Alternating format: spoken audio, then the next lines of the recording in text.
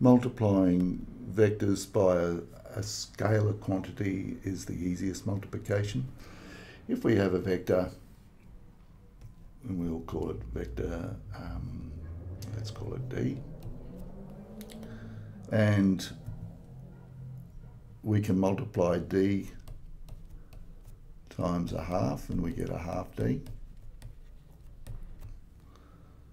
All we do is we keep the direction exactly the same and just half the magnitude. So this would be a half D. So scalar multiplication, or vector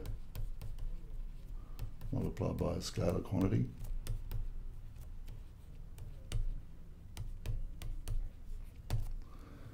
is what, as I say, is probably the easiest multiplication you'll have with vectors. There are other types of vector multiplication that we'll talk about a little bit later in this unit.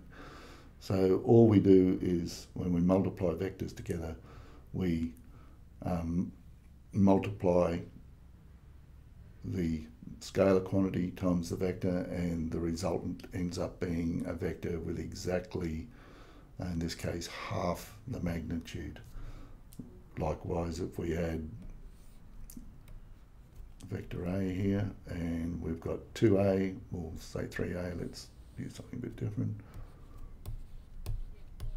So this will be exactly parallel, the resultant will be parallel to the original vector, and so they're travelling in the same direction, and the magnitude will be exactly 3 times.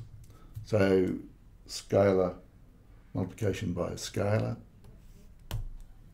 is easy, not very difficult to work through that. Now, the other concept that we need to talk about is what we call a unit vector. And a unit vector, the word unit implies it has a magnitude of 1. So if we have a vector there, A,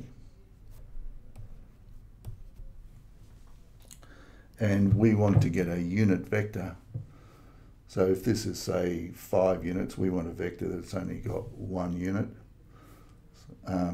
long. So we want that vector.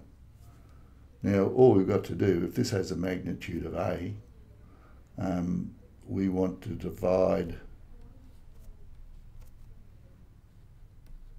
by its magnitude. So if it had a magnitude of 5, we just get vector A and divided by 5. The magnitude of it divided into that will give us the unit vector. How do we write the unit vector? Well, because A is travelling in a particular direction, so it'll be that, and we put a little hat on it like that. So this implies a unit vector.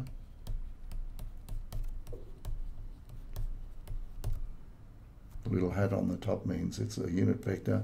It has a specific direction, which is in the same direction as the original vector A. It'll have a magnitude of 1.